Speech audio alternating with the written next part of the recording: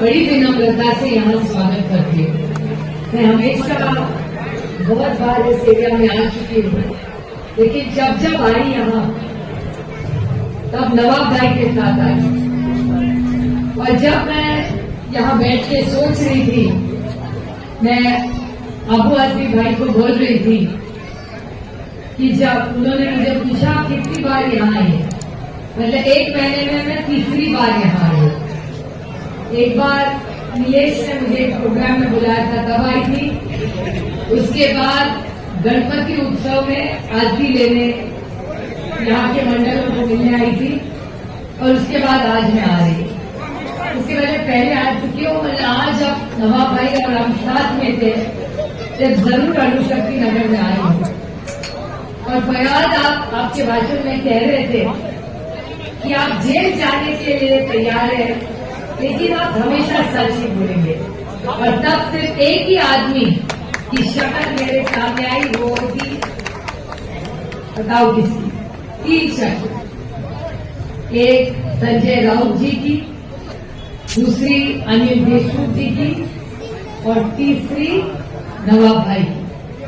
और मैं सोच रही थी यहाँ बैठे बैठे कि उन सारी फैमिलियों की पीड़ा मैंने देखी है। जब अनिल देशमुख जी जेल गए, जब संजय राउत जी जेल गए, जब नवाब भाई जेल गए, हर वक्त तीनों और उनकी फैमिलियां चिल्ला चिल्ला के कह रही थी कि हमारी कोई गलती नहीं है, कोई गलती हमारी नहीं है। लेकिन वो सरकार के खिलाफ बोल रहे थे, तो तीनों को जेल में डाला गया।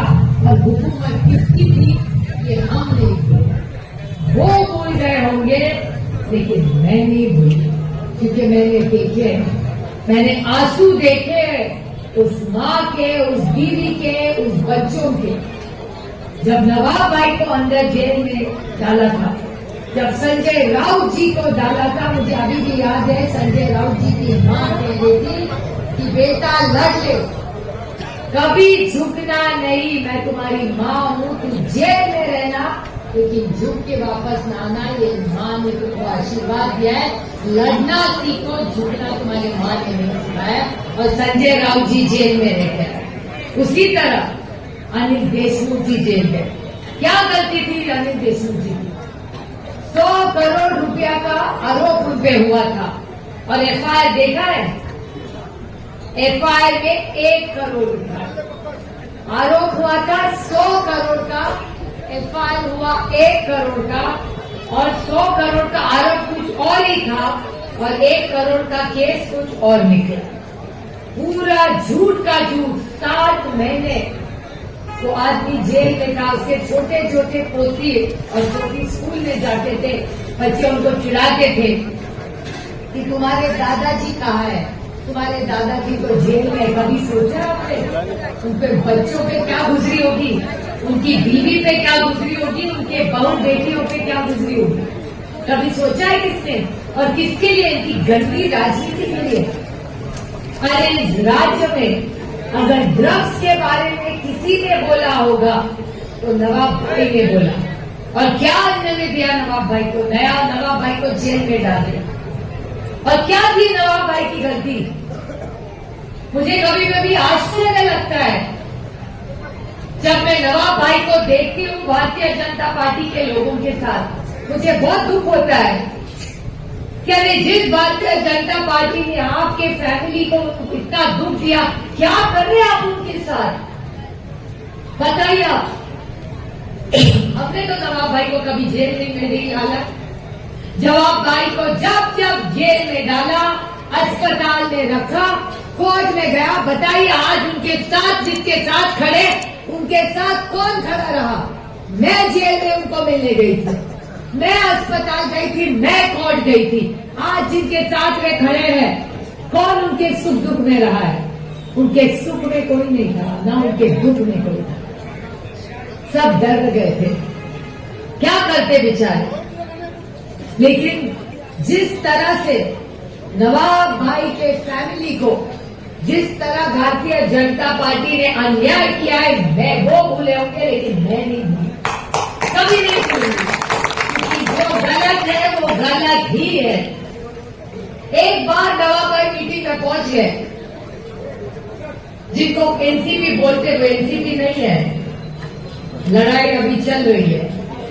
और जब तक वो लड़ाई और वो चिन्ह और पार्टी में आदरणीय पवार साहब और उद्धव जी को उनकी पार्टी नहीं ला के दूंगी, तब तक मेरी लड़ाई कभी भी खत्म नहीं होगी। वो खुद भी करेंगे, क्योंकि हमेशा सच्चाई की ही जीत होती है।